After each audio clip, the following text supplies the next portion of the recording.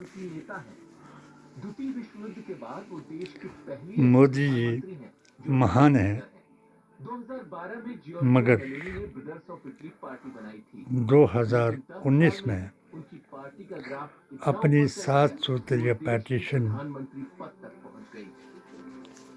को चुनाव में मेलोनी की पार्टी ब्रदर्स ऑफ इटली को सिर्फ 32 सीटें और 4.35% वोट मिले थे।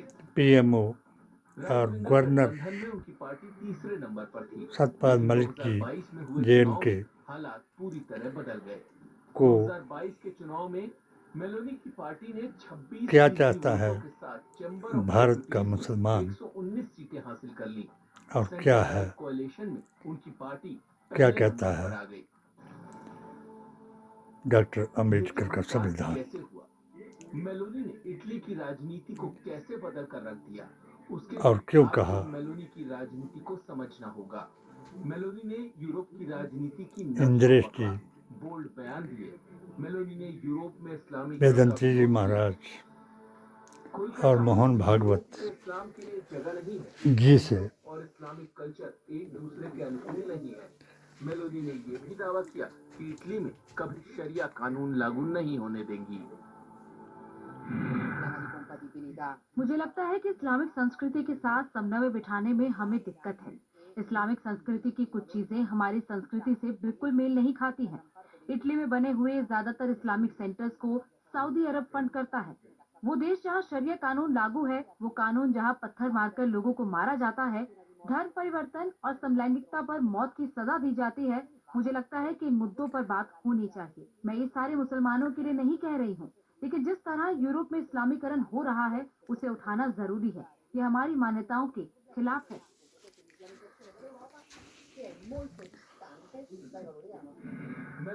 यही पर काबू करने पर जोर दिया। मुस्लिम एक को देश के लिए खतरा बताया। कारण था कहा नहीं बल्कि करके भी दिखाया। जो डर के बनने का विरोध किया। सत्ता में आने के बाद 1925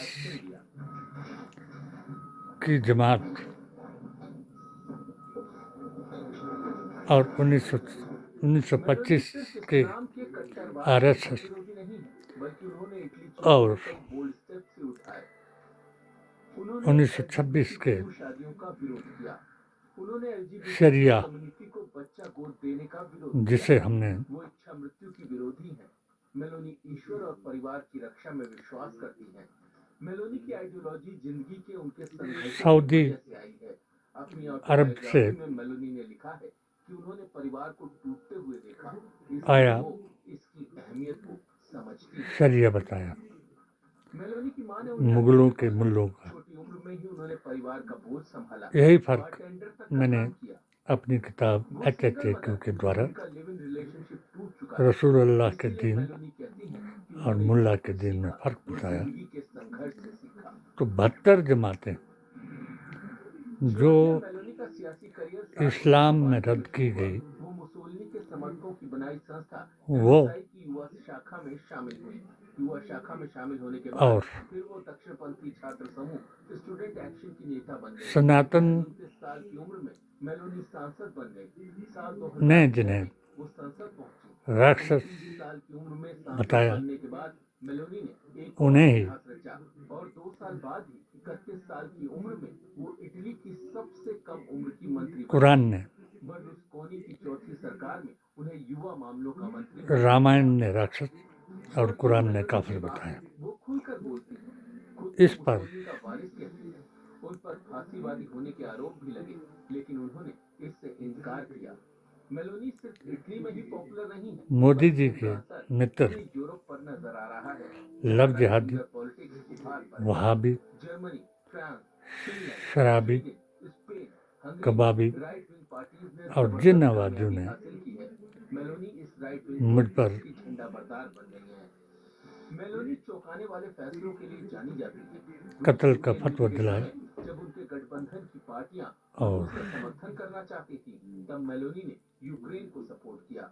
अपनी सरकार मैंने चिंता ऑल इंडिया सुन्नी सूफी जमात का 4 पीरों बड़ी को अकाबिर बना करके एशिया की राजनीति में वही काम नरेंद्र मोदी ने किया है।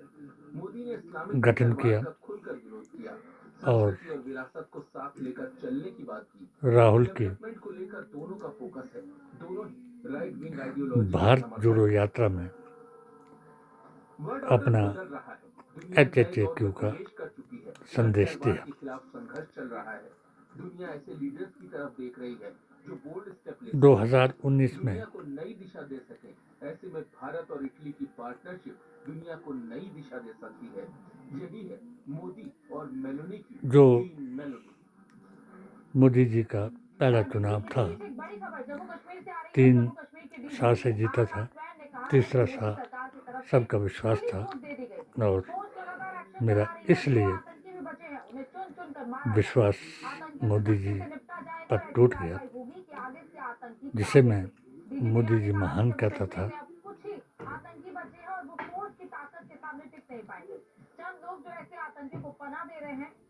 उनको मुझे उनकी नफरत को देख करके हिंदुओं का प्रधान कहना पड़ा। हमारी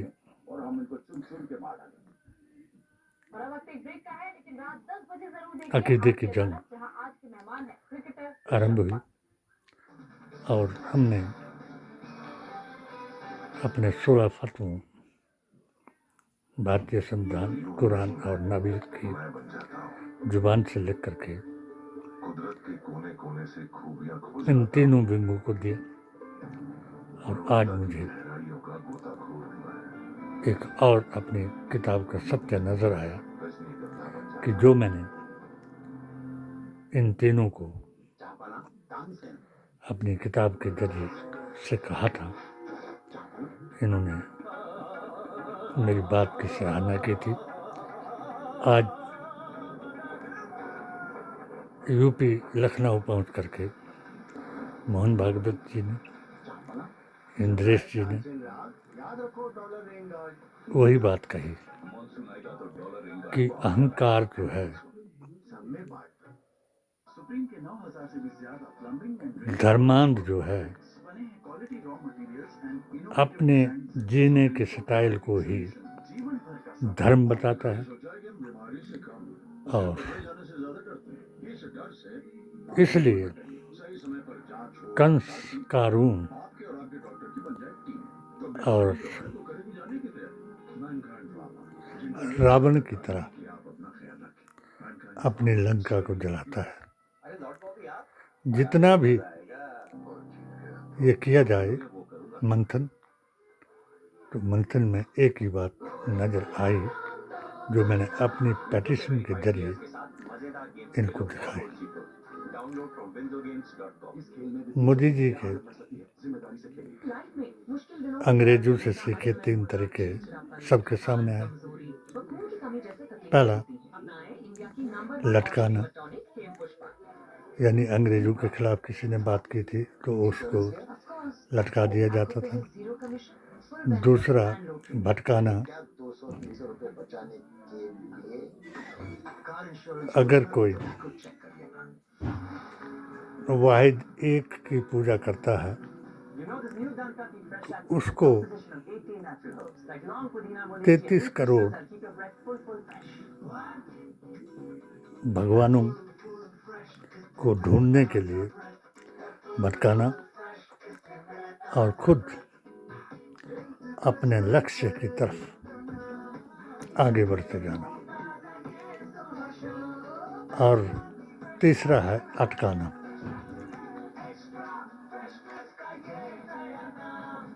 544 गालियां नेहरू गांधी खानदान और मुसलमान को दी गई। अल्पसंख्यक के नाम पर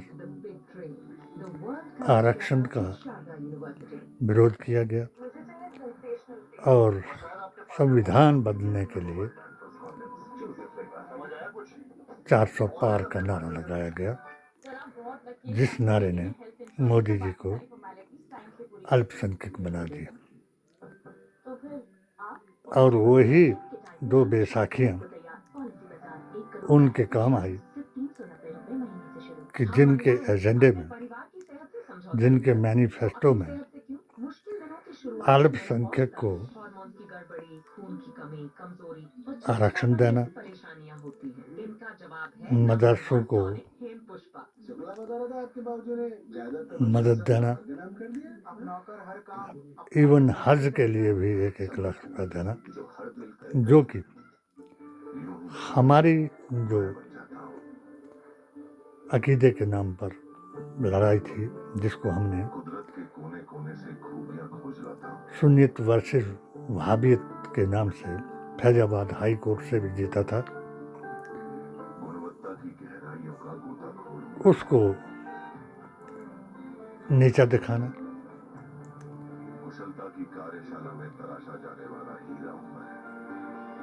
और वही वे साखियाँ के सहारे मोदी जी अल्पसंख्यक बन गए। नीली टोपी भी मीटिंगों में नजर आई, हरी टोपी मीटिंगों में नजर आई और नीली जैकेट खुद भी लगाई।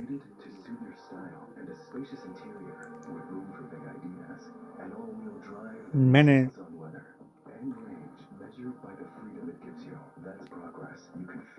3 वाह के लिए भी एक पेशन गोई की थी और मैंने एक कसम खाई थी कि जो मेरे अकीदे के मुताबिक जो मर्यादा पुरुषोत्तम राम को त्रेता के अवतार और हिंद के इमाम को अपनी उंगली से पकड़ करके लाए और दुनिया आवाज़ लगाए कि जो राम को लाए हैं हम उसको लाएंगे, और जो मुसलमान अली वली का दुश्मन बन जाए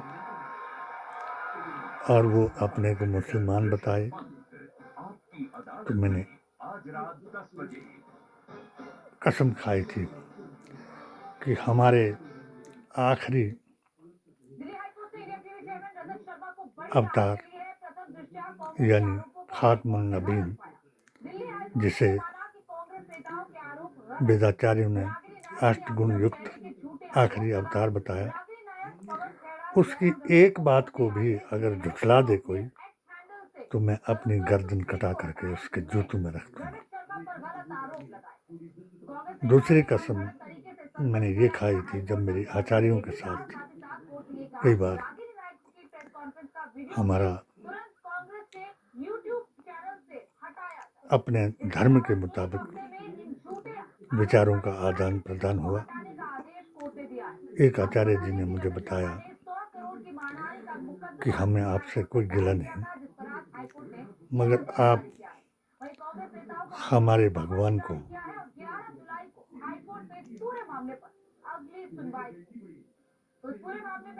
भगवान नहीं मानते। मैंने कहा आप मर्यादा पुरुषोत्तम थे, त्रेता के अवतार थे और हम उन्हीं के वंशज हैं। हमने कभी, हमारे आखिरी नबी ने कभी अगर किसी को गैर मजहब को, दूसरे मजहब को मानने वाले को एक बार भी काफिर कहा हो तो मैं तब भी अपनी गर्दन कटाकर उसके पैरों में रख सकता हूँ। काफिर लफ्ज़ जो राम जी ने जिनको राक्षस बताया और उन्हीं को आखिरी अवतार हज़रत मोहम्मद मुस्तफ़ा ने काफिर बताया। ये जितना भी मंथन हो रहा है ये उस तरफ जा रहा है कि जो शरिया को लागू करने की बात करेगा वो तालिबानी बन जाएगा और जो हिंदू राष्ट्र बनाने की बात करेगा वो ऐसा हिंदू बन जाएगा जिसका सनातन संविधान और मुसलमान से कोई ताल्लुक नहीं रहेगा। ये अब जो इनके पास एक ही वो रह गया है कि राहुल और प्रियंका की बुराई करना और दूसरों को इनके खिलाफ भड़काना, वो है अटकाना। ये खुद ही 240 पर अटक गए। आगे क्या होगा ये हर रोज की खबर से खबरदार HHAQ के द्वारा मैं जब तक जिंदा हूँ कराता जाऊंगा। और जिन अपनों ने मुझे कत्ल का फतवा या तोहमत अंगेजी करके झूठे केसों में फंसाने की कोशिश की, उनको आकाए दो जहां की उस हदीस को बताता जाऊंगा कि जो अली से नहीं, वली से नहीं, वो मुझसे नहीं, जो नबी से नहीं, वो किसी का कोई नहीं। आका रहमतुल आलमीन है, मुसलमीन नहीं, खातमुन नबीन है, नबीउल अव्वलीन है और नूर अवतार और किताब इसकी पहचान है। अकीदा और आस्था ही किसी धर्म की शान है। रास्ते अलग अलग हैं, मंजिल एक है। जिसने पैदा किया वो भी एक है, जो पालने वाला है वो भी एक है, और जो इन बातों को नहीं भी मानने वाला है वो हमारे संविधान के मुताबिक वो भी एक वोट का अधिकार रखता है और राष्ट्रपति एक वोट का अधिकार रखता है और एक जूते सीने वाला भी एक ही वोट का अधिकार रखता है। और उस वोट से सरकार बनती है और वो सरकार कानून बनाती है। इसलिए जो अपने वोट की कीमत को जानता है, जिसे दिया भारतीय संविधान बनाने वाले डॉक्टर अंबेडकर जी ने, और जो आजकल हिंदू चला हुआ है, तो संविधान को लिखने वाले ने भी, जिनको इतिहास का पता है, उसने भी इस बात से तंग आकर के बुद्धम शरणम गच्छामि कहा था। और हम भी ये दुआ करते हैं कि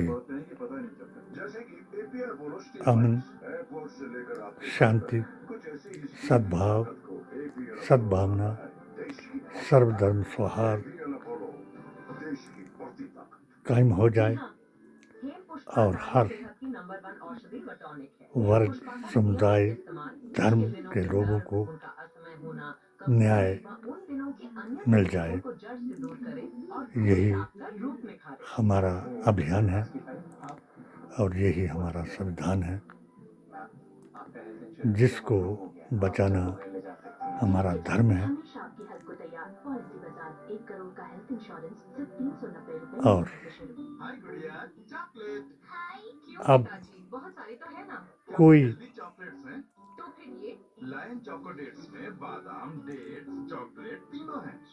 ये बात स्वीकार नहीं करेगा कि भारत में रहना होगा तो जय श्री राम कहना होगा, या दाढ़ी कटानी होगी या मूछ कटानी होगी, इसके लिए जो भारतीय संविधान में हमें अधिकार दिया है उसके लिए हम लड़ेंगे। और जो भी सरकार आई, जैसा पीडीए का अभियान अभी चला है, हम सब लोग एकत्रित होकर के इसको जारी रखेंगे और जो N2DA के सहारे